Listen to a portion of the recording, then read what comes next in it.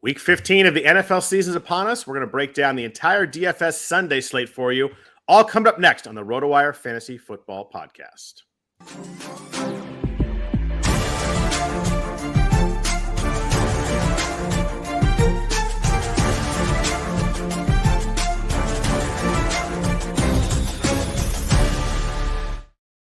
Happy Friday morning, everybody. Welcome to the RotoWire Fantasy Football Podcast, sponsored by No House Advantage. I am Scott Jenstad, joined as always on Friday mornings by Ryan Belongia.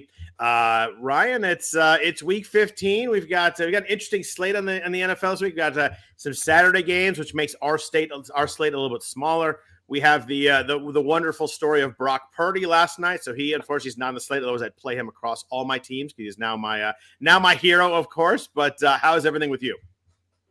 Yeah, everything's good. Busy time. We got the World Cup wrapping up. We got a Saturday NFL slate, a Sunday NFL slate. Yep. Brock Purdy was awesome again last night. I mean, that's great to see, honestly. I was happy for you watching some of that game. But this Sunday slate, some interesting spots, like more spots than usual, I think, or at least more appealing spots to target. We don't have 50-point totals, but we have some. So, I mean, I'll let you break it down. We have some higher totals and a few games that look pretty good. Yeah, we got a lot of medium totals too, which some games I think are interesting. You mentioned some of the medium totals. The Jets. It just came out that Mike White is not starting this week, so we've got Zach Wilson starting for the Jets at quarterback. So that impacts that medium number a little bit. That's 44.5. But you mentioned Brock Purdy. The Niners clinched the NFC West last night. Crazy that they were 3-4. Now 10-4 and clinched the division with 3 games left. I admit that there were times where I did not see that. There were times I thought that was going to happen. There was times I definitely did not see that coming. So it's been a little fun little ride. Who knows where it's going to end up, but it's certainly been fun so far. So that's one of the primetime games that won't be on the slate. We got Giants Washington Sunday night, Rams Packers, your Packers in the frozen tunnel. It's gonna be a cold game on Monday night. I know they had a lot of snow yesterday, but I feel bad for the Rams, whose season is over and they got to travel for a night game in Green Bay. Never a good time there. And then you mentioned we have 3 Saturday games, which won't be on our slate. We're talking about the main slate mostly. But Colts, Minnesota, Ravens, Browns, and Miami, Buffalo. Another game that apparently there's going to be a lot of snow. So that should be an interesting game. A lot of in season-long leagues, a lot of Josh Allen roster or managers are worried about that one. It's supposed to be like 8 or 9 inches of snow on Saturday night, so that could be tough there too. But we have 10 games. We have 6 early on Sunday. We have 4 late on Sunday. Kind of a nice split there. You mentioned totals all over the place. 3 totals that are over 47. Chiefs, Texans 49. Eagles, Bears 48.5. Cowboys, Jags at 47.5. Do you have a favorite game this week among the high totalers?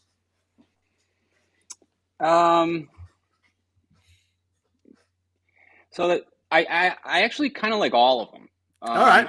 Because two of them are like big favorite games too. The Chiefs and Eagles are obviously favored by a big amount, a large amount. So we don't have any 50-point totals. We have these sort of 3 or 4-ish high total games. Oh, I was throwing in. Sorry, we have the Eagles, Bears, Chiefs, Texans, Cowboys, Jags, and I was also thinking of Titans, Chargers. Yeah, they're 46 now. You could throw that one in the mix too. So we'll make that the 4 that are over 46. We'll call it just to make it easier. Yeah, you can take those 4 and see what you like. Well, that is a little bit interesting because I brought it up because when I started to write my article, I had that marked down as a 48 total. So if it's 46 and a half now, obviously something happened that people don't like as much. But yeah, anyways, I thought there was, I thought each one of those games had merit. The Eagles, Jalen Hurts, the quarterbacks in that game, Hurts has been amazing, and no one's playing him still. He scores over 30 points every week. The receivers have been crushing. It's just, can a team push him? I don't know if the Bears can. So, that game's tough to stack, but there's some appealing pieces on the Bears. If you asked me to pick one, I'll say the Cowboys-Jags. I just think that game probably has the best shootout potential. If Lawrence can keep playing the way that he's been playing, he's finally looking like, the generational talent that everybody said he was when he got drafted. Probably had his best game of the season last week. The Cowboys, defense maybe a little bit less feared than it has been. They were not the greatest against a really bad Texans team last week. So I kind of like Lawrence and the receivers, and you can run it back with anyone on the Cowboys. I like the running backs, but was there one of these games that stuck out to you? Well, you took mine. I do really like Cowboys Jags, but I think Titans Chargers is kind of interesting. The way these teams set up defensively, I think works out really well because the Chargers are horrible against the run, and Tennessee's best player is a running back. And Tennessee is great against the run, but has trouble against the pass. And the Chargers don't want to run the ball anyway. They've pretty much given up on the run.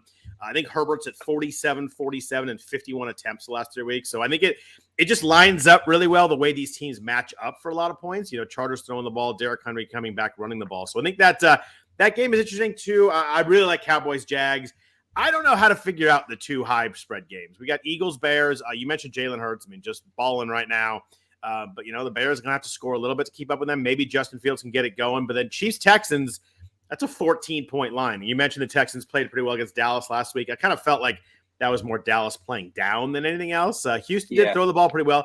You and I talked about Chris Moore last week as you're just too cheap, and he crushed in that game. That was a really huge performance at 3,400 last week. He's up in price, but the Chiefs are a different animal. They seem like they're more likely to get the blowout than Dallas is.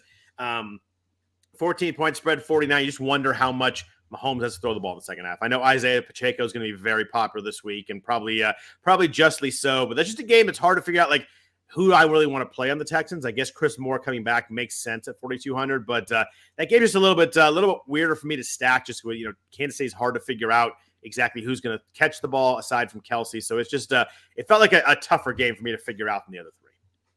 I agree, man. Kansas City's impossible. It leads to me almost never stacking them. I mean, of course you can play Mahomes and Kelsey, but the receivers, you're basically just guessing. Obviously you don't have to play one of their receivers. I think Chris Moore would be, he'll be a pretty good play this week. If Cooks and Collins are both out again, it kind of seems like they would be. And then, what I was going to say, you just play Pacheco, you forget about, the passing game. Obviously Pacheco will be pretty popular because of the matchup, but I think it's a pretty good play. Yeah, I do. I do too. Any of these other middle games? We've got 4 other games that are kind of in the 43, 44, 45 range. We got Lions and Jets, which probably will drop a little bit now that Mike White is out. Patriots Raiders 44.5. Bengals Tampa Bay at 44. Falcons Saints at 43.5. Any of those games you think could get a little squirrely and maybe start to rise over the number a little bit? Yeah, we got the Mike White news about 10 or 15 minutes before we came on here. I was planning to play a lot of Jets. I was planning to play a lot of Mike White in my high dollar lineups as well. I don't know anymore. I'll have to see about Wilson. I don't know. Like, maybe we'll talk about that later. I don't mind taking a chance on Wilson, but I don't really feel confident in it. You're talking Zach Wilson, not Garrett Wilson.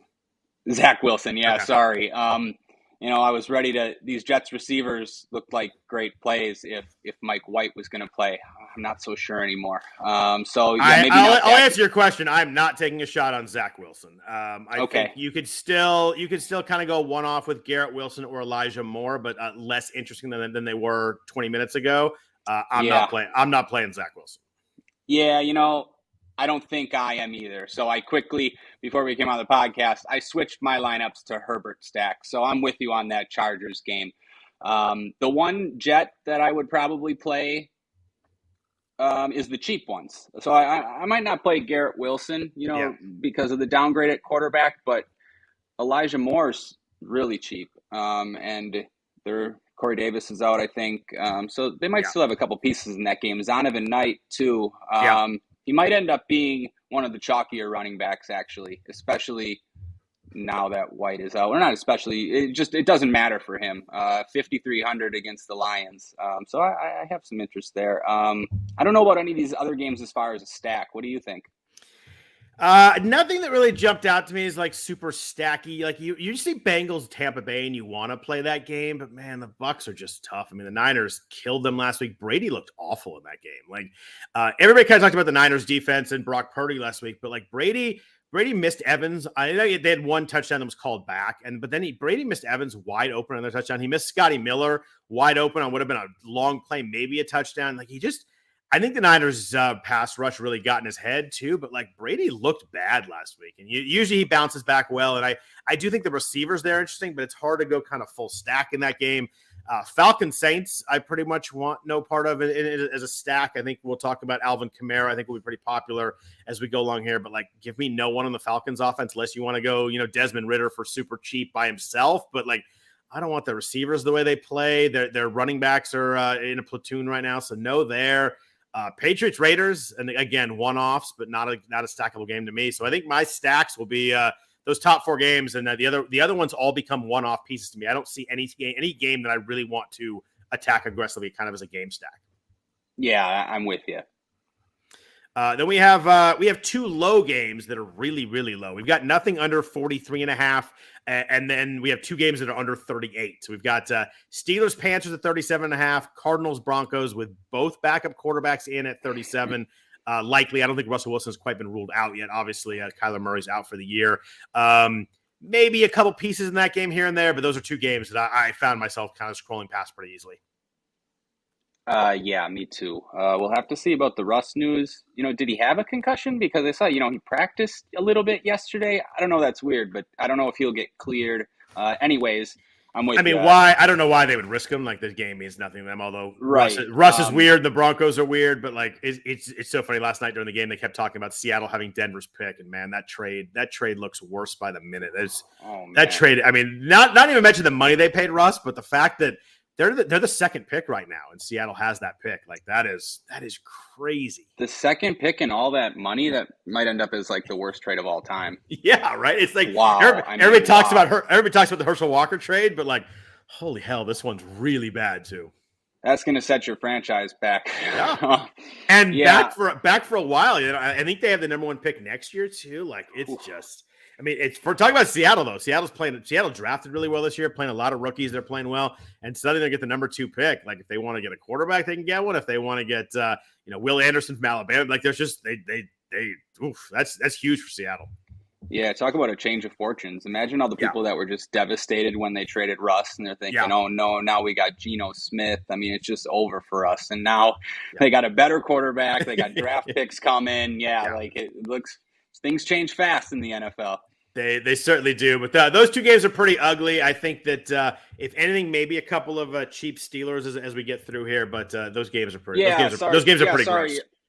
Yeah, Broncos defense, I was going to say, is going to be the chalky and cash games, but I mean, we'll get there when we talk about it. But I think you're right. I think that's the play that people are going to have is that defense there. But so you mentioned Denver as the chalk defense this week. Who else do you see as kind of chalk plays? Who do you think is going to be popular? We've kind of mentioned Isaiah Pacheco and Zonovan Knight, both under 6,000 on DraftKings. I think that people will gravitate to those pretty quickly and pretty easily. Pacheco playing Houston is just everybody wants running backs against the Texans. Did not work especially well it worked well, especially last week. I mean, Tony Pollard didn't go crazy, but had 2 touchdowns early, and then Zeke was really good too. So it worked last week again against even though Dallas was kind of weird, it still worked running game against Houston.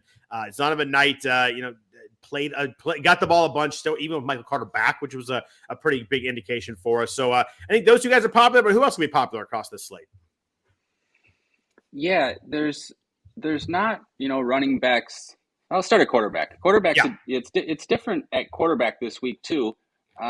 We haven't had a week where everyone's spending up at quarterback, and I think that might be this week. And it's because there's probably going to be some value at wide receiver, and there's some value at running back. So it's just like you can spend up. I think people were going to consider Mike White because he was projecting among the best from a point per dollar standpoint, but now it's Mahomes and Herbert projecting 1 and 2. So I can see, people going with one of those 2 in cash.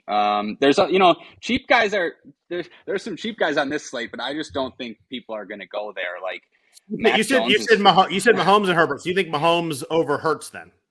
Well, yeah, for cash games, because people are married to these projections, and Mahomes just projects like. Okay. I checked 2 places that I know are popular, and Mahomes just has a better projection. So yeah, in cash games, I think he would be more popular. Okay. Running back.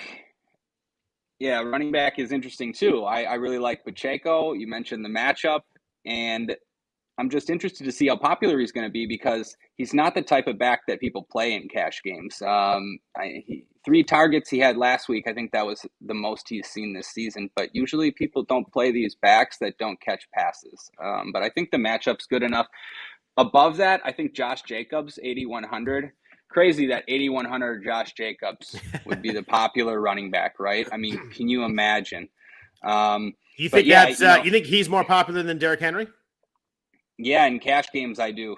Interesting. Again, it's just like he catches passes and he has a better projection. And people really go with that, especially in the higher stakes stuff. Maybe it gets evened out in the lower stakes, like the $5 double ups, $10 double ups, that stuff. But the higher you go, I'm pretty sure it will be Jacobs.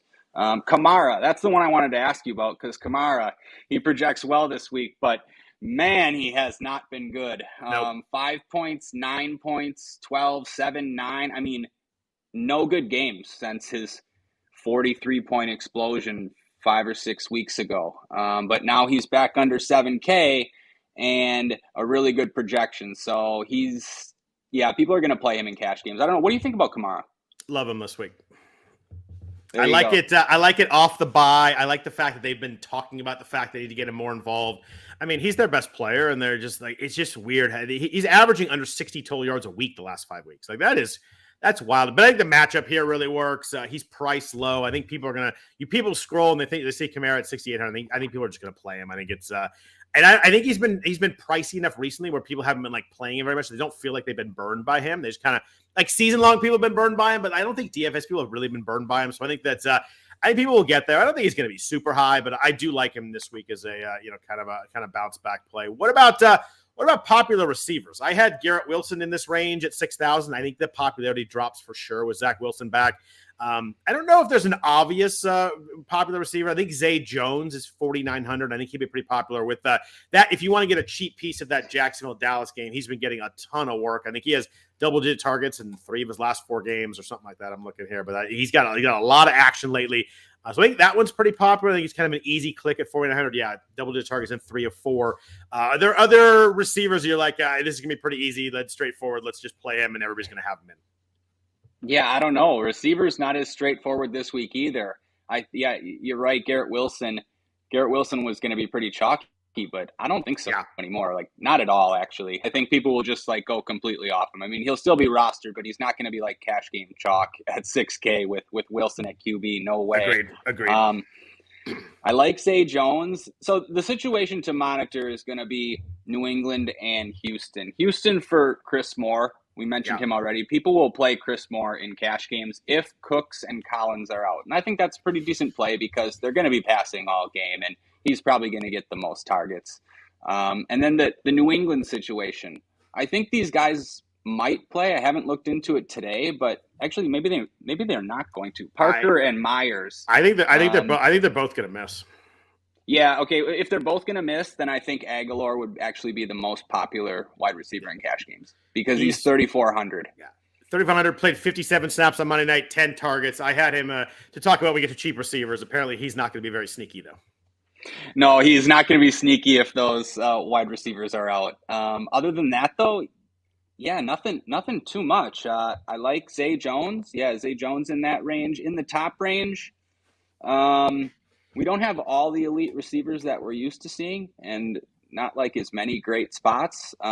Chase is where I think people would go if they had the money, but I'm not sure that people will get all the way up there in cash games. You might be able to, though, where if we get that, Aguilar, Chris Moore, there's cheap backs. So, yeah, I could see it maybe being Chase. Yeah. I think it's a pretty spread out week, though, especially at quarterback and receiver. I think some of the cheap receivers will be popular. I think the cheap running backs will be popular, but I think we're at a week here where I think it's a lot of spread out rostership, which I really do. I prefer that when it comes to we've got like a couple of free squares. It becomes less fun for me. So I do really like that. But so it's going to be huge this week. Who you game stack. You're going to have to figure out the right one. What is your favorite game stack? It sounds like it's the Chargers, or if I'm guessing right. Yeah, well, Chargers or Jags, Yeah. I think I lean Chargers. It's more comfortable for me to roster Herbert, Keenan Allen, those type of guys. But I'm coming around on Lawrence. So It's Jaguars and Chargers for me right now. I don't know. Yeah, I really like the Chargers this week. I think that really works out well. I mean, Herbert's just throwing the ball so damn much. It's just insane. I think he leads the league in dropbacks. Tennessee's good versus the run. The Chargers don't want to run it anyway. So that at the beginning, Trevor Lawrence, you said before, lit them up last week. I really like the Dallas side of the Dallas-Jacksonville game. Dak is 6,200. He's the same, pretty essentially. I'm going to say same price, but Lawrence is a little bit cheaper. I think Lawrence will be more popular coming off that game. The Jags have allowed a quarterback one, so a top 12 quarterback in 7 of 8 games. They're allowing 7.6 YPA the last 8 weeks. One of the higher totals. I think this is, if there's a game that's going to get back and forth, I feel like this is the game. I know the Dallas defense is really good, but Jacksonville's playing some good offense. Dak was 284 yards last week, only 1 touchdown against Houston. I think they kind of focused on running the ball last week. I like Dak with CD and coming back with either Christian Kirk or Zay Jones. I think that's probably my favorite stack this week. I think that in a normal week they're probably pretty popular, but with Herbert there, with Lawrence there, with Mahomes there, with Jalen Hurts there, I think all going to get some rostership. I think Dak slides through at a pretty decent percentage this week, and I think that's going to be my favorite stack this week. Yeah, I think that's a great call. Dak is the cheapest we've seen all season, and I think he will slide through because he's been a bit underwhelming, especially last week. Just some numbers to back that game up too. Yeah, Dallas is playing fast. They rank first in average play clock remaining, third in situation neutral pace, and they're scoring at the 4th highest rate on a per play basis. So their games are. They set up really good for stacks if the other team can push them. And we didn't see that a lot in the early part of the season because their defense was so good. But I think Lawrence can do that. So I'll go back and then for the Chargers, I don't want to just say I like the Chargers. I'll throw a few numbers out for people. Yeah, for sure. You mentioned they're so pass happy. I mean, 3rd in situation neutral pass rate, 3rd in average play clock remaining. They're passing at 70% over the last month. I mean, so yeah, those games to me stand out as the top 2. Yeah, I do. I think these are 2. I'll be playing some Herbert. I do really like that one. So what about Jalen Hurts? Jalen Hurts is 8,200. He's been a top 6 quarterback in 7 straight games. That's a wild stat. That's an insane consistency. He was 217, 2 touchdowns and a rushing touchdown last week at 77 yards rushing. First ever quarterback with double-digit touchdowns running in back-to-back seasons. So this is just like this historical stuff on the ground. The Bears are really bad against the pass. They're 7.7 YPA. Could you find yourself going with I know it's hard to stack Chicago coming back. There's really much nobody you want to play. But, Hurts and Brown, Hurts and Devontae Smith, Dallas Goedert might be back this week. Do you find yourself moving towards any Philly stacks at all? Yeah, I do, actually, I think that's the 3rd one I'm looking at. Okay. Hurts we've talked about him the last 2 weeks and nobody's played him and, look what he's done. And those, he got most of those fantasy points in the first half of both of those games. And so did the receivers. I mean, Brown and Smith, they went off in the first half.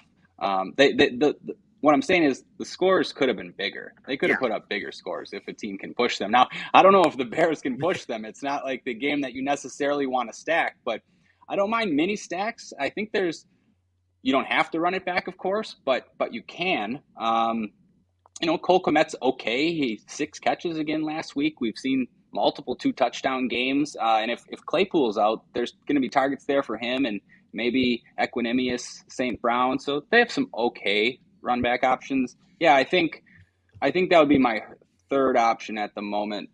Some Hurts stacks.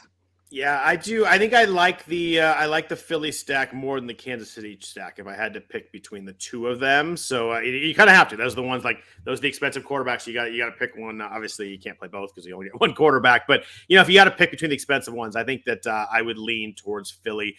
Are there any other quarterbacks you're looking at? We've got, Justin Fields in that game is 7,400, but I worry about the shoulder. They only had 3 designed runs last week after, they've really been designing runs for him. It's not just been scramble plays. He has 8 straight quarterback 1 weeks. He's been really, really good. But I just worry about the fact that maybe they're just not as aggressive with him. So I think I lean away from playing him against Philly. We got Joe Burrow at 7,000, kind of in that range, but we don't know if T. Higgins is going to play. Tyler Boyd's not going to play. It gets a little tough to spend up for Burrow as much as I love Joe Burrow. Tampa's defense wasn't great last week, but, has been good. But if it's only Chase, I have a problem with playing that. And then are there any cheap guys? You talked about Mike White's not out, or Mike White's not playing. He's out. We got Jared Goff down here, who's been lighting the world on fire, but now a tough matchup against the Jets. And does Desmond Ridder at 5,200 starting for the Falcons. Are there any cheap quarterbacks you think you might slide to, like under Trevor Lawrence? I know Lawrence is pretty cheap himself. Yeah, I'm going to lean on you for some information about this Desmond Ridder, but apparently he's a running quarterback. So I don't know, at New Orleans, still not the greatest spot. And if we're gonna have this cheap value, it just doesn't necessarily make sense to spend down. You're almost forcing it sometimes. I don't know. Does the playing against the Jets just take you off Goff by itself? Dude is balling out right now. He's got really 5 receivers involved. I have a lot of Amon-Ra St. Brown in season long. And last week it was Chark, it was Khalif Raymond, it was Josh Reynolds scored a touchdown. It was they suddenly have a lot of guys to throw the ball to. It's pretty wild. It's wild, man. Yeah, I don't mean to overlook Goff. I played Goff in cash last week. I played him in some big tournaments. He treated me very well. He's looked really good. I don't know. At the Jets, I think the Jets are one of the better defenses in the league. And with Wilson now, I don't know. And another thing that was taking me off was now that they got another receiver in the mix, and Amon-Ra's all the way up to 7,800. He's not quite as good of a play as he used to be. I don't think. I'm not saying. He might not get the target share that we've seen going forward. So I think I agree. I think it's he's still, I love him. He's still awesome. He can score, but I think he has to score a touchdown to work right now because they're just not, he's not going deep. And I didn't even mention Jameson Williams. He had the long touchdown to start out that game. So you want the craziest stat of the season? Yeah. You know how many touchdowns Jared Goff has on the road this year? Oh man. How many? 2. That's 2 total on the road this year. He has 20 at home. Well, granted, I think he's had 8 home games and 5 road games. It's been a weird split. I think they maybe had it internationally, but it's been a weird split. So it's not totally. But he has more interceptions on the road than home though. So that'll tell you he's 20-3 TD interception at home, 2-4 on the road. It's pretty crazy. It's I know the split is games 8-5. I do get that, but still. Big great at home split. And awful on the road. On the road against the Jets, I'm fully off this one. I don't think I could do it. Lawrence and Dak are so close to him in price that I don't think I could do it. You asked me about Ridder.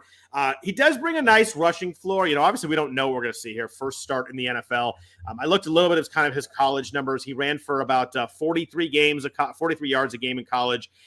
He really struggled against pressure in throwing the ball in college. His stats are really bad accuracy-wise when he got pressure. But New Orleans doesn't rush the quarterback well, but you got to think they're going to dial some stuff up this week. I worry that the Saints have been good on D's. They've been getting healthier lately.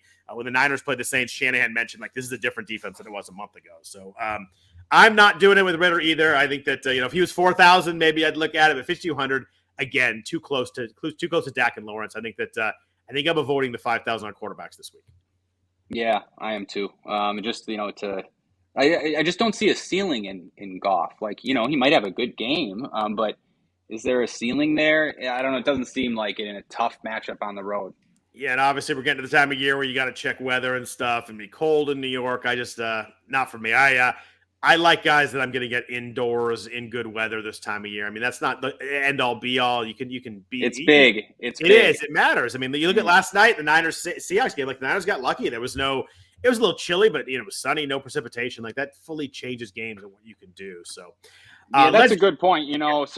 Sorry, that's a really good point that I know I never touch on really on here. But what I'm doing when I'm making my lineups these last couple of weeks, and especially during these months, and especially for this Saturday, I am considering the weather and whether a team's in the dome, and if they're, for which quarterbacks I want and for which receivers I want. I mean, that's almost first and foremost at this point. I mean, you're going to have, just an example, you're going to have people on tomorrow's Saturday slate that don't look at all and play Josh Allen without even thinking and Diggs without even thinking. I mean, seriously, and maybe those guys have a good game, but maybe they don't in that weather. You know what I'm saying? Yeah. So that's an important thing to and not only that, these guys are priced based on past performance and not. I mean, it's just expensive. Josh Allen, don't get me wrong, can do really well, but he's priced high for games that in good conditions. And if it snows 8 inches, those just aren't good conditions. I mean, they may hit some big plays and maybe a DB slips or something, but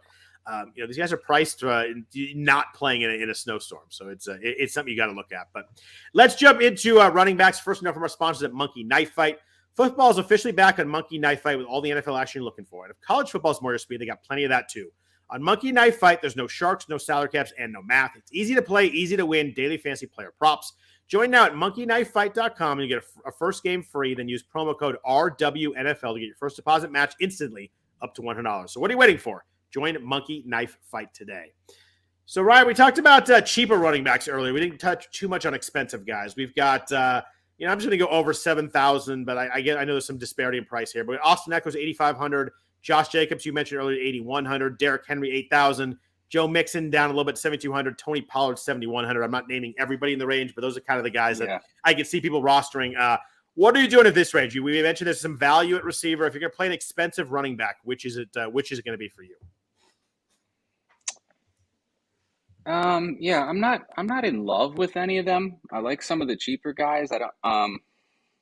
I think I would play Henry in my Chargers stacks, but I also like Chargers stacks without Henry. I like Chargers stacks with Chargers even getting out to a lead and then using some cheaper Titans pass catchers. So I don't think Henry's necessary in stacks. It is a good spot for him. On paper, the Chargers, we know they've struggled against the run. Yeah. But I don't know. So, I don't mind Henry. I kind of like Josh Jacobs. He's okay. Again, I mentioned at the start, though, paying $8,100 for Jacobs is tough.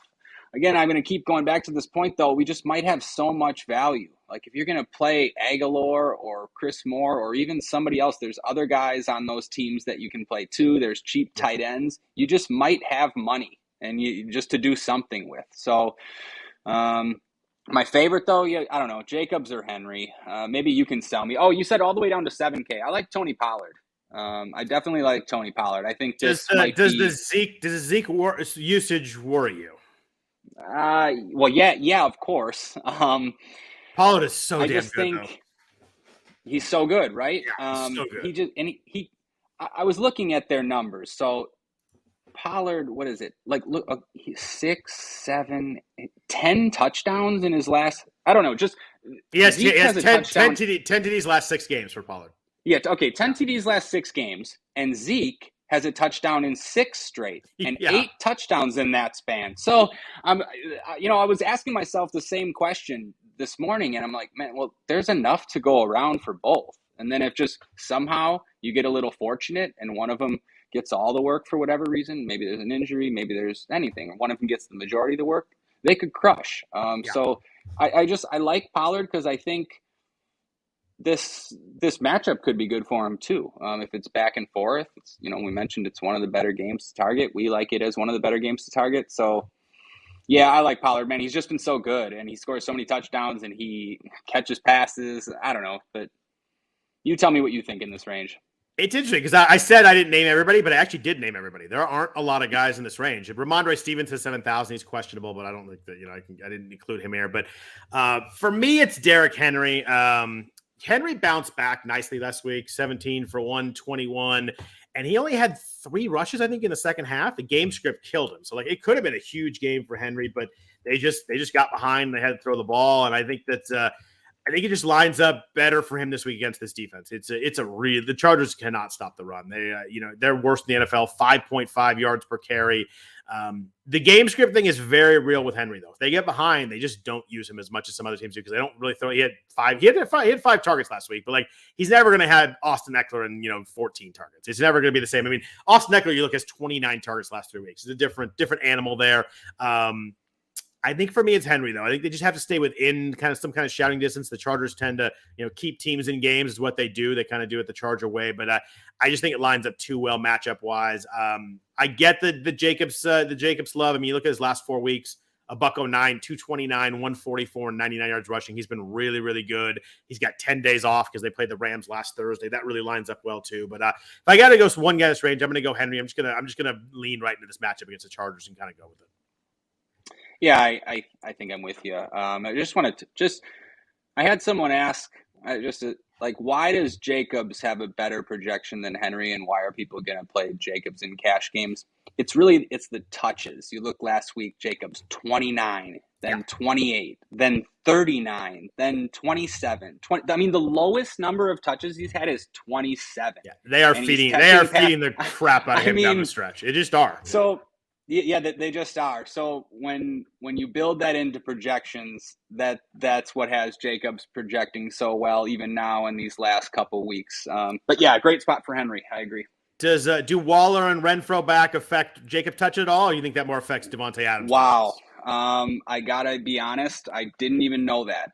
I think it affects Adams touches more than anything. And Adams still will get a lot of touches, but I just think that maybe they're a little more willing to pass the ball more often, but I just think that Jacobs is working right now. I think the touches are still really there for Jacobs. I love the 10 days off too, because he'd been pretty banged up the last couple weeks before that. Yeah, I like the 10 days off, but no, I'm glad you brought that up. I think that's something, at least having those guys back. I mean, you could at least. The first thing I would think is that it means maybe a few less catches, a few less targets on short passes. I mean, Renfro catches short balls. He looks for Waller, for those type of passes. So yeah, I don't know. It probably does affect it a little bit, but not too much. I don't know. Running backs in the $6,000 range, guys that I think will be interesting and playable. We've got James Conner has been really good lately. He's 6,900. Alvin Kamara, we mentioned 6,800. Miles Sanders 6,500. Zeke's in there at 6,200, and then Travis Etienne, who's been a very disappointing Travis Etienne for the last month or so at 6,000. We're going to talk about some 5,000 running backs, but I want to stick in the 6,000s for right now. For me right now, it's Kamara. I just have a feel this week. He's been really quiet for 5 weeks prior to their bye week. Hadn't topped 50 yards rushing or receiving. That's after a week. You mentioned he had like 43 points and he led the whole league that week when he had the 3 touchdown week. Averaging under 3 yards a carry since week 9. It's been really bad. Mark Ingram's out though, which I think helps too. We don't have to worry about that goal line crap.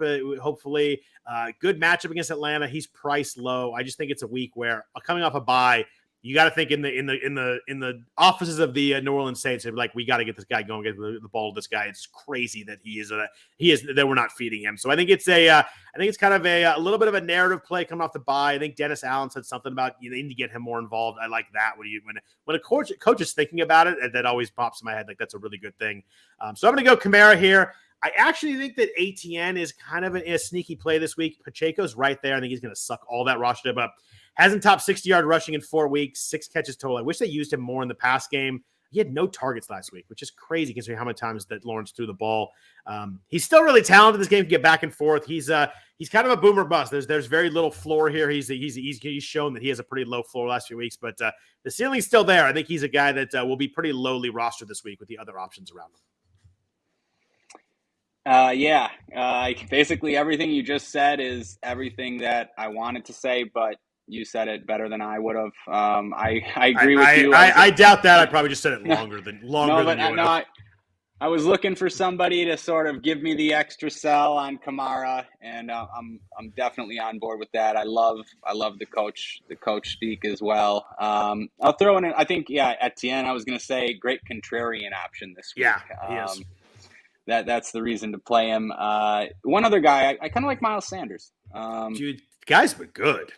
Yeah, he's been really good. And in these games where the Eagles are just winning and going to be winning in the second half, he has a chance. He gets plenty of opportunities. He gets plenty of touches. The game scripts favor him, and it's probably going to favor him again. 30-plus points in 2 of the last 3 weeks. And the Bears' defense is one that we had been targeting for running backs. They're not good against the run. So, yeah, I'm thinking about Miles Sanders too. Yeah, I like that. I mean, and with Hurts the way he runs it, there's no way you can key on Sanders ever. Like it just works. The Bears, you mentioned, they're allowing 4.8 yards per carry to running backs, 30th in fantasy points to running backs. They've allowed 14 touchdowns to running back. It all kind of lines up really well. Last thing I want to ask you this range. James Conner has been really good, surprisingly. I can't get myself there. I was surprised how expensive he's 6,900. I thought he'd be maybe in the low sixes, and I'd be like, yeah, maybe I'd play that. He had 7 targets last week with Colt McCoy. Like they were throwing him the ball. He played 71 snaps last week. There's a lot of stuff I see for James Conner here.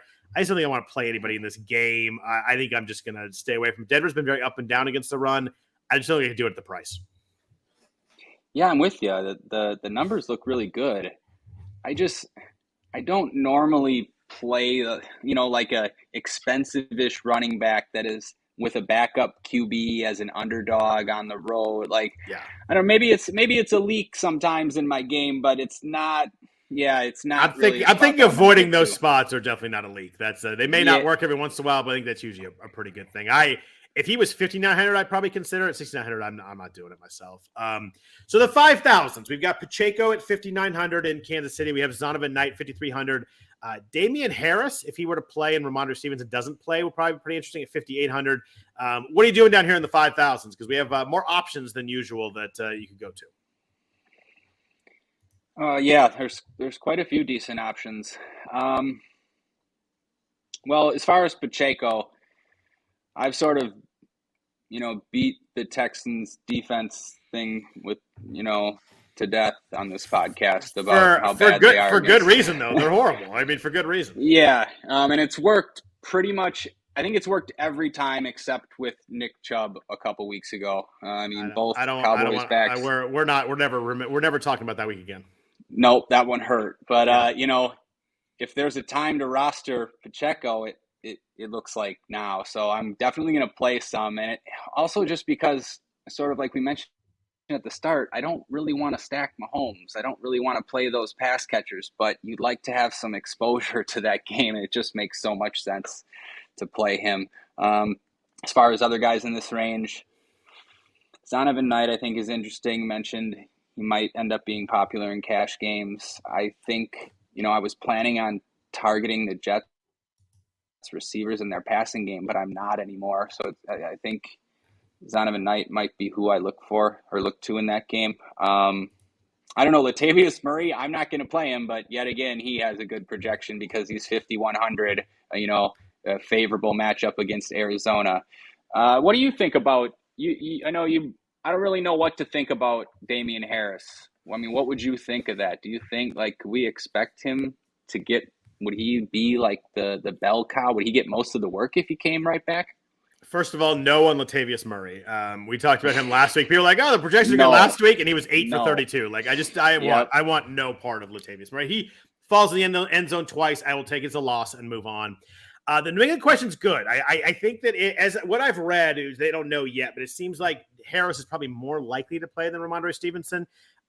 If Stevenson sits and Harris plays, yeah, he's super intriguing at 4.8. The Vegas is pretty good against the run. They're a little bit under 4 yards per carry. But the really interesting option here is if both guys sit, and then suddenly you've got Pierre Strong at 4,000, who looked good last week. I think he only had 5 carries, but 70 yards. Pierre Strong had bonkers numbers at South Dakota State. He was really good. He had 5,100 career yards there and 43 touchdowns in his career at South Dakota State. He was over 1,600 rushing yards last year as South Dakota State, over 7 yards per carry. Like, the dude's explosive and he can catch passes. I think the most interesting in doing is if both Harris and Stevenson stood. I think at 4,000, I don't know how I can get away from Pierre Strong, who's looked explosive last week, had the touchdown. Who knows? Who knows with Belichick? He could play 10 snaps and be done. But if both those guys sat, I don't think I get away from a $4,000 Pierre Strong. No, I think you're exactly right. I wouldn't be able to get away from him either. I think this would be. I don't want to seem that I'm finding some gem in the rough here. He played last week. He played last week on Monday night, so the price didn't move. That was huge. And Stevenson got hurt, so he wouldn't be 4,000 if they had played on Sunday. They would have bumped him up probably to 5,000. But I think that won't be really popular if both those guys sit. Zonovan Knight's interesting because Detroit, we kind of picked on their defense for a lot of weeks. They've been pretty good against the run the second half of the season. Dan Campbell's got those guys playing really well, but he's still really cheap. He was 17 for 71 touchdown last week, and that was really good because we mentioned Michael Carter was back.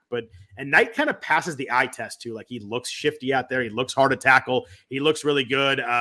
They did split snaps, but Zonovan had way more touches, so that's a really good sign too. I'm having trouble in this range. I just, I feel like I'm always a little wary with guys like that start to get popular, and you're like, oh, is it really that good? But Pacheco's 5,900 going to be popular. You mentioned everything about the Houston. I don't need to add anything to the Houston defense. He only played 25 and 29 snaps the last 2 weeks, but when he's in there, he touches the ball. They had the lead against the Rams in week 12. They gave him 23 touches in that game. So I think that if they get a lead, I think he's their guy.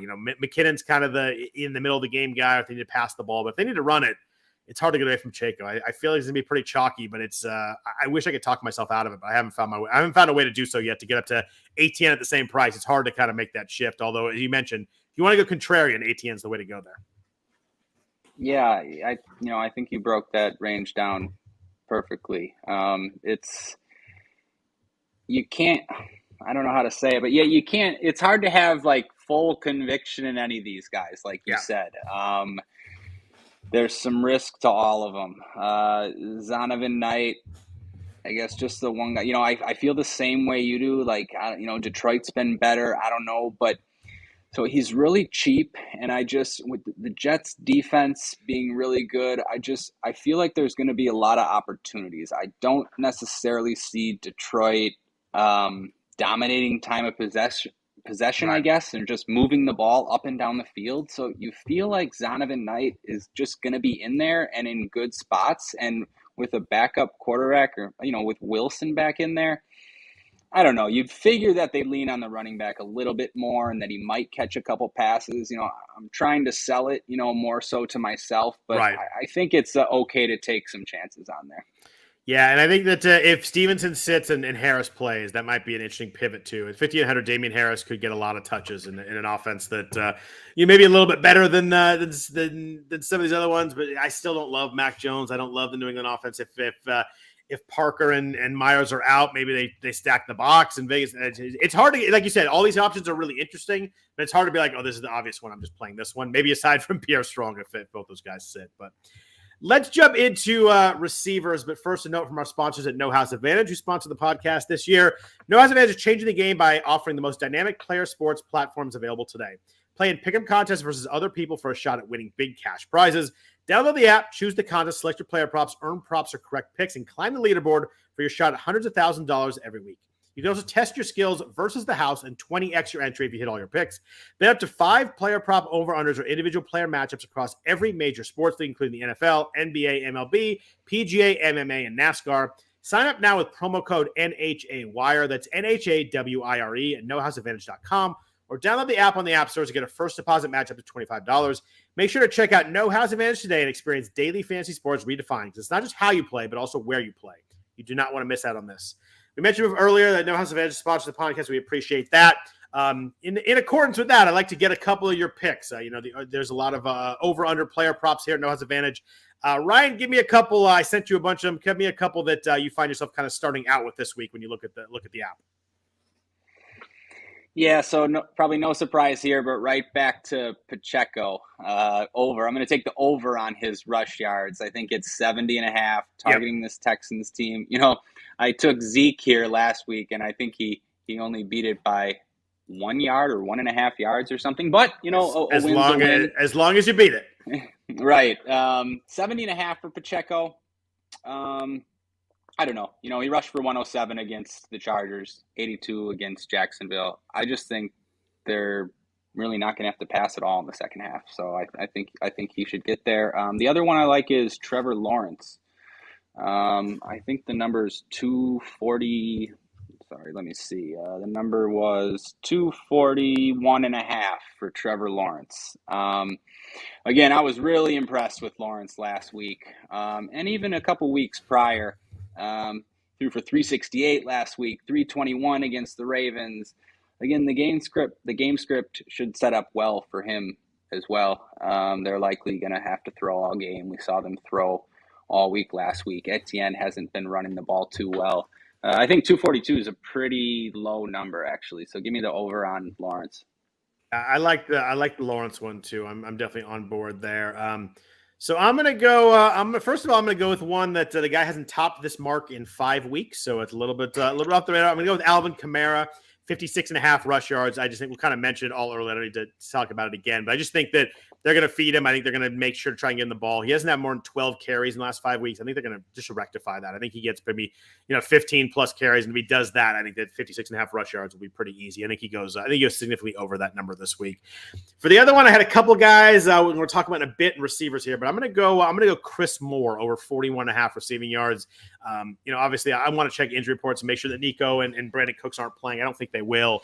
Kind of no reason for them to do so, but I think over 41.5. He had 11 targets last week. You give me anyone with that amount of targets in a game that they're going to have to throw the ball. Kansas City's going to score. They're going to throw the ball the whole second half. Give me Chris Moore over 41.5 receivers. I think he has to fall into that just by being on the field as much as he is. Oh, absolutely. Yeah. If Cooks and Collins are out, that should be a lock. Yeah, I like that one a lot. So let's jump into receivers. We kind of talked a lot about quarterbacks earlier, so we can kind of blend this in together. But we've got an interesting range of expensive receivers here. At the top, we got Devontae Adams is 9,000 on DraftKings, Jamar Chase 8,300. The Browns, AJ and Amon-Ra are 8,000 and 7,800 respectively. DeAndre Hopkins 7,700 with the backup quarterback. CeeDee Lamb, who, spoiler alert from earlier, I'm definitely going to like him at 7,300. But in this range, and it sounds like from earlier, you maybe think Chase was your favorite guy here. Yeah, I still think it's Chase. Was on Chase last week. He looked great. He was good last week, yeah. 10 catches on 15 targets. And, Boyd's going to be out again, I think. Yep. We don't know about Higgins. We'll check on those guys, but I don't know. It seems like one of them. By the way, since he does us dirty with the injury report stuff, like Higgins, Higgins was out of nowhere, and he played the first play. Apparently, he wasn't supposed to be out there. Snuck on the field, and he tried, and they took him back off, and they're like, oh yeah, he was kind of the plan the whole time. None of that was out. There's a lot of people that had Higgins in last week, a season longer DFS. Oh man, since he's tough with that. That's twice now where T Higgins kind of had an injury that didn't let him play that we didn't even know about. Man, you're right. Twice with T. Higgins. Last week, I was one of those that played him. It was 1-2 where I didn't really even want to. I'm forcing myself to do it for leverage, have a contrarian piece. I was playing a lot of Chase. Chase was going to be way more popular. No one was really playing Higgins. And then, look, he doesn't even play. You mentioned he did that he did that on Monday night a while back. Yep. So, yeah, it just makes me like Chase, though. I know Chase is healthy. I know Burrow's going to target Chase. And I know that they're going to be unlikely to run the ball against Tampa, I feel like, or at least run the ball well. So, yeah, I think it's a pretty good spot for Chase. What about you? Who do you like the most in this top range? I do too. I love Chase always. I just think he's just an absolute freak of a player. So I think that I get above 8,000, he's probably my favorite. I like him more than AJ Brown this week. I like him more than Devontae Adams this week. So it'd be Chase there. But the guy that I really like down here this week is CeeDee Lamb. I just like this game. I think Dallas is gonna get it going this week. Quiet last week, only 6 targets, and Dallas did throw the ball off. I had to come back against Houston, but look at the targets last week: 5, 11, 7, 6, a little bit up and down there. But I think the Jaguars are just a good team to target wide receivers against. They've struggled there. I just think that the Dallas has got to get it going here. I know they've been running the ball really well with Pollard and Zeke, but I like Lamb. I think the price is really good, and it's just I'm going to have some Dak stacks. I'm just going to go to CeeDee Lamb. I think it's I'm going to go Dalton Schultz too. We'll talk about it in a second. So I do like him, but Lamb's probably my favorite. Wanted to ask you about DeAndre Hopkins, though. 7,700. I think automatically people are like, oh, backup playing, I'm going to cross him off. But Colt McCoy feeds the crap out of DeAndre Hopkins. I think it's 36% target rate with McCoy in the games he's played the last couple of years. 11 targets last week. Kyler got hurt in the first drive, so that's pretty much all McCoy. I don't know if Hopkins had 1 or 2 before Kyler went out, but he got hurt really early. Tough matchup against Denver. Denver's pretty good against the pass, but you got to think that 11 to 13 targets are kind of a lock here, and you hope you don't know they're going to score a ton, but it's a lot of targets for a stud. And no one's going to play him with the backup quarterback, right? Nobody wants that, right? So the fact that no one's going to play him is probably the biggest appeal for me, but I'm probably not going to play him either. I agree he's going to see a lot of targets, and McCoy loves him, but I don't think you want 7 catches for 80 yards. Right. 15 points are you need touchdowns, you need ceilings for 7,700 to win a tournament. I'm not saying he can't get there, but also a matchup against Denver Patrick Surtain's a really good corner. Yeah. Their defense is good in general. It's just not really something I'm going to do, but it's a good leverage option. Yeah. I wanted to make the case. I think your points are really good, though. I think that at that price, you do want ceiling, and I'm not sure that Colt McCoy brings much. So he's probably going to score twice to do that, and that's hard to really bet on that. What about the $6,000 range? I love this range this week. This is probably my favorite range. Last week I loved the fives. We talked about Jerry Jeudy last week. Worked well, 3 touchdowns, but 6,000 is the range that I like this week. But I'm going to go to you first. Who do you like in this range? There's like 5 guys in this range I really like. Okay, yeah, I like this range too, but I'm just going to keep it simple with 2. The 2 Chargers, Keenan Allen, 6,800, 14 targets back-to-back weeks, 12 catches last week, seems healthy again. And then Mike Williams, his first significant action since week 7, 116 yards and a touch, caught a long one again.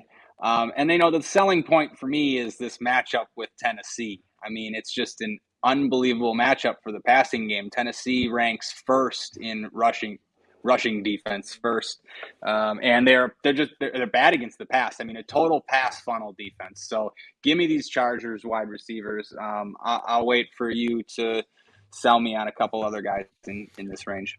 I mean, the Chargers were 2 of mine for sure. I mean, Keenan Allen has 14 targets in back-to-back games. It's pretty wild. You mentioned Mike Williams last week.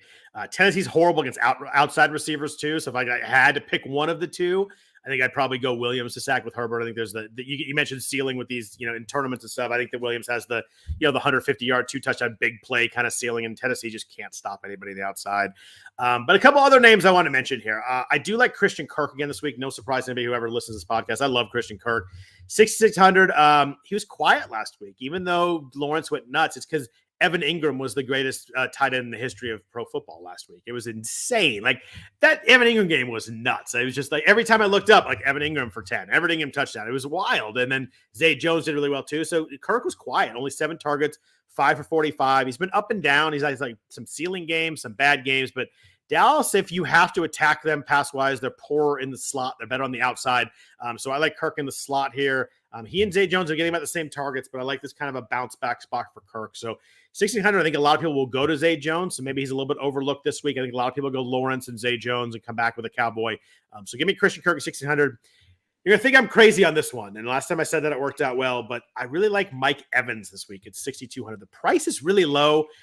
And you look at like last week, it was bad. He was 4 for 44, but 70-yard touchdown called back on a holding penalty that might not have been a holding penalty. I'm a Niners fan and saying they caught a break on that, Paul. And then he was wide open on the touchdown, and Brady missed him. So I think they're just a little bit off.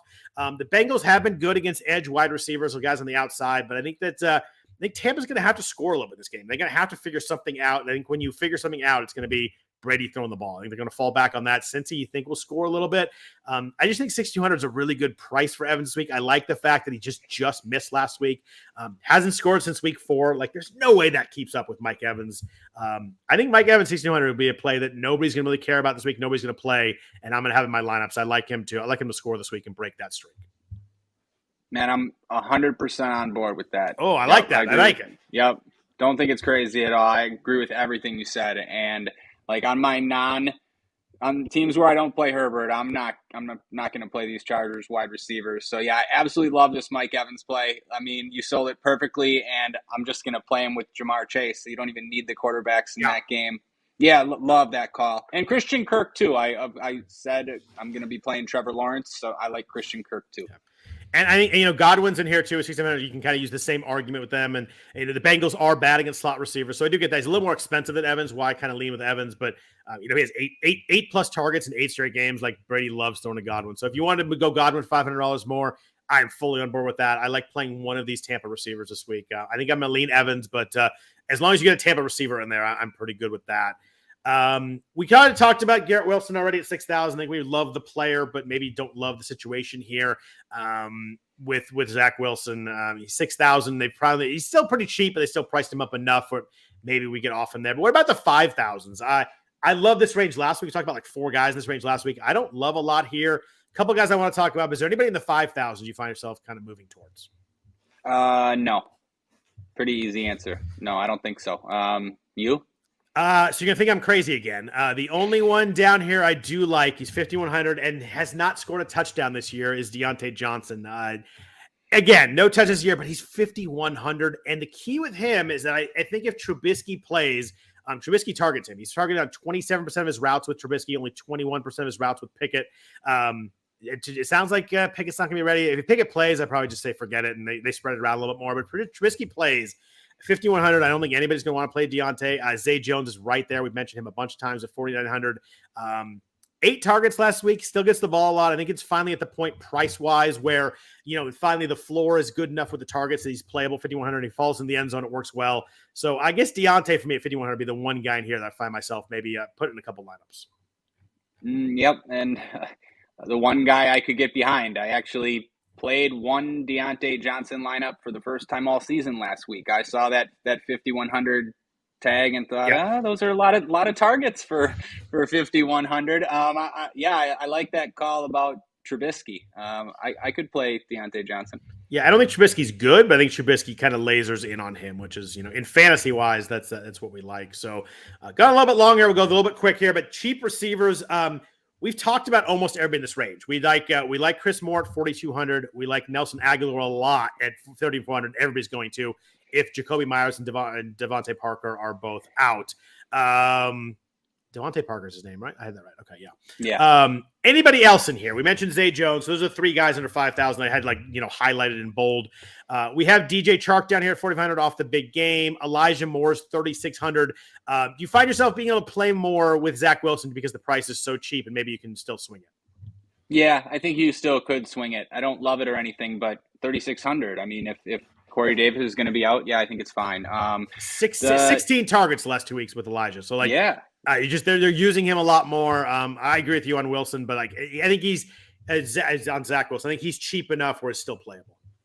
Yeah, I agree. And then the Patriots, if Myers and Parker are out, we mentioned Aguilar, but I think Kendrick Bourne or Thornton would be fine in tournaments. Bourne had 5 catches last week. Thornton played a bunch, and he had 4 catches on 5 targets, and they're min price. So, I mean, that's fine. In the 4K range, I thought maybe Michael Gallup was okay. We've been talking about that game, and Gallup's a guy that has big play upside. He just had 2 touchdowns a couple weeks ago. And then I guess the one other thing I'll mention, just because I'm looking at stacking those Chargers, and if I don't play Derrick Henry, could maybe use one of these pass catchers. We'll see about Treylon Burks.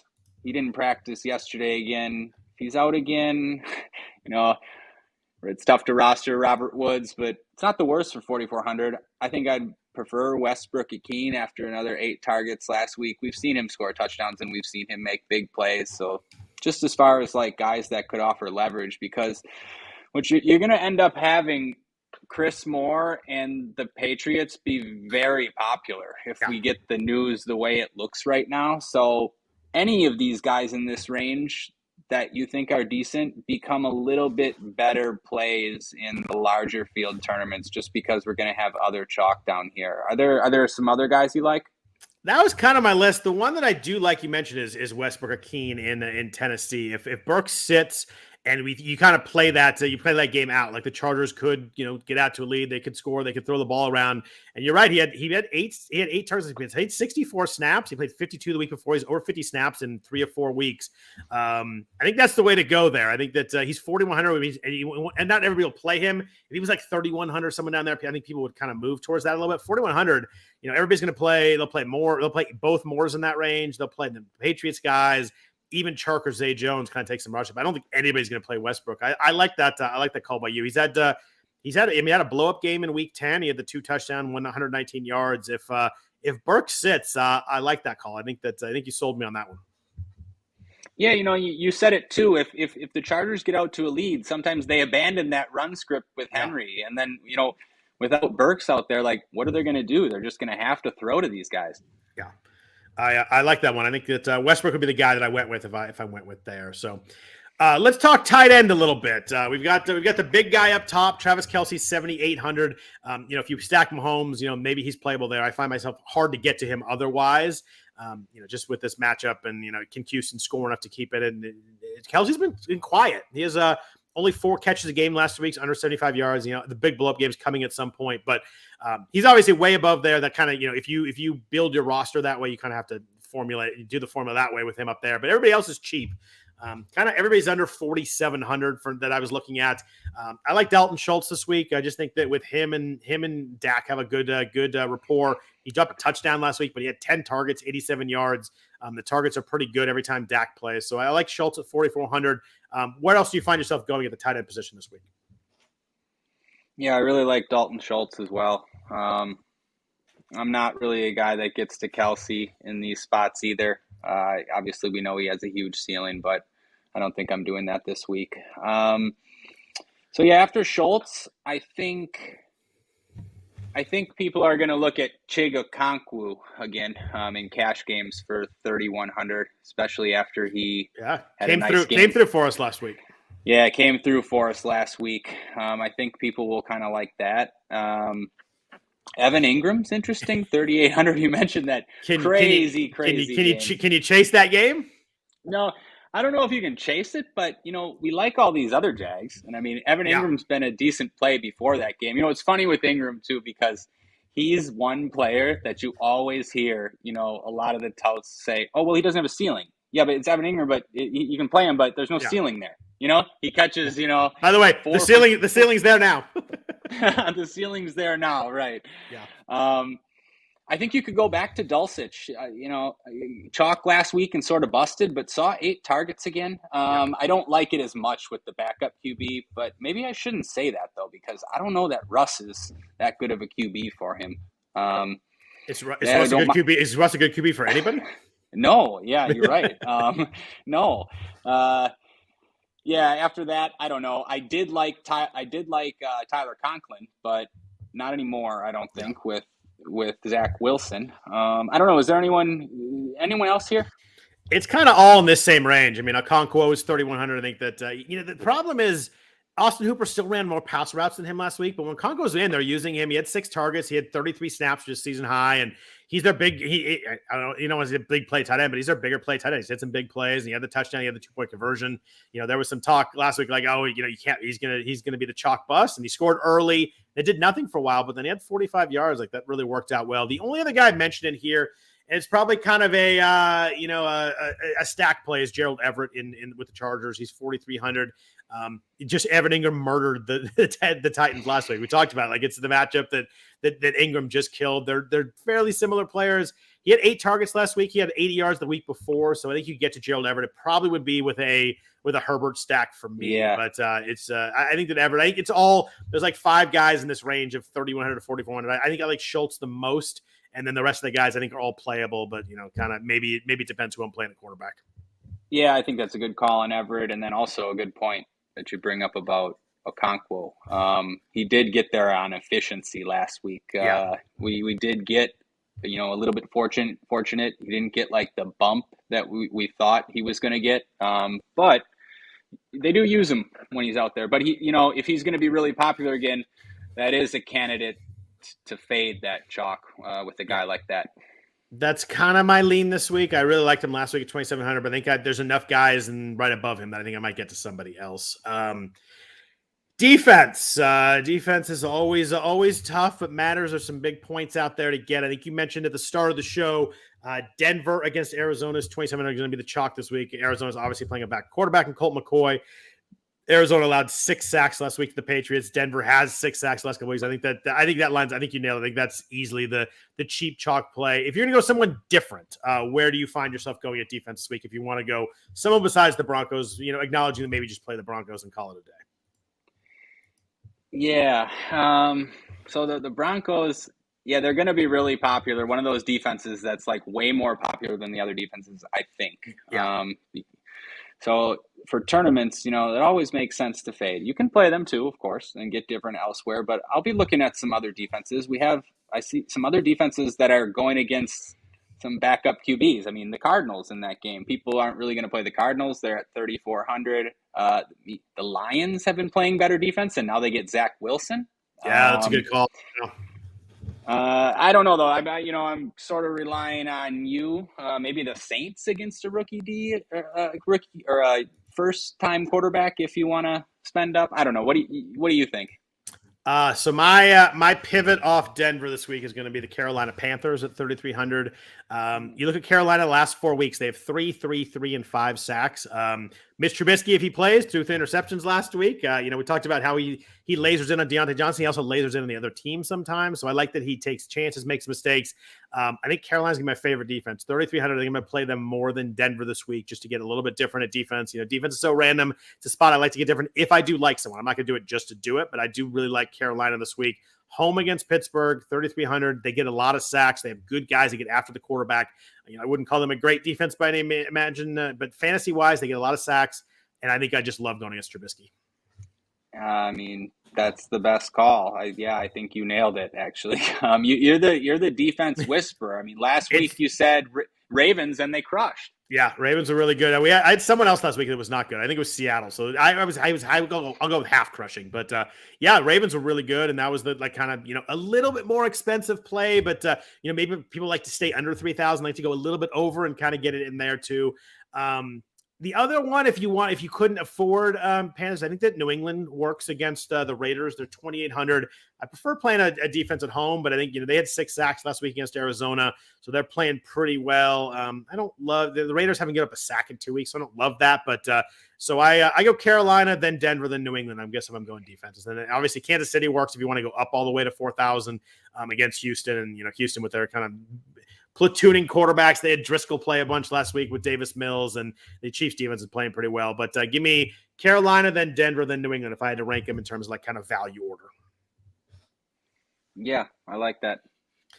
Anybody else you want to talk about on this slate here? I feel like we've kind of hit every position, every pricing tier. I kind of think we hit it all. I think we hit it all. Yeah. Beautiful. Well, we'll be back at you next week. We're going to try and figure out when it's going to be. I know the big slate is on Saturday, so we might try and record on Thursday, but we'll tweet that out and kind of let everybody know when we're gonna post that. But other than that, hope everybody has a really good week 15. We're moving through the season pretty well here. We want to thank No House Advantage for the sponsorship of the podcast. You want to follow Ryan on Twitter. He's at Ryan Belongia, Belongia. I am at Scott Jenstad, Jenstad. Ryan, before we get out of here, World Cup pick. Who's going to win it? Oh man, that's I wish you wouldn't have asked me that. Well, I'm a really big Mbappe guy, and I have been for a while. But I mean, Messi's the greatest, and he's been so good. You feel like it's almost in the cards. I don't know. I guess a slight lean just with the Messi magic, a slight lean towards Argentina. All right. Good. Well, I'm glad I asked. I like to put you on the spot a little bit. That makes me feel that's a tough one. I think France is a slightly better team, but I don't know. You just almost feel like it's fate for Messi. Yeah, it makes a lot of sense. Should be fun. I'm glad we got that matchup. It should be, as much as you like the Cinderellas and the fun stories in Morocco and Croatia. It was, I think for a final, I think we wanted Argentina and France. I think it'd be a really fun game on Sunday morning. So, and again, I want to thank everybody for listening to the podcast. We'll be back at you next week with week 16. We'll let you know what day, but we'll figure that out. I hope everybody has a really good week 15. Take care. We're back at you soon. Thanks, Scott. Good luck, everybody.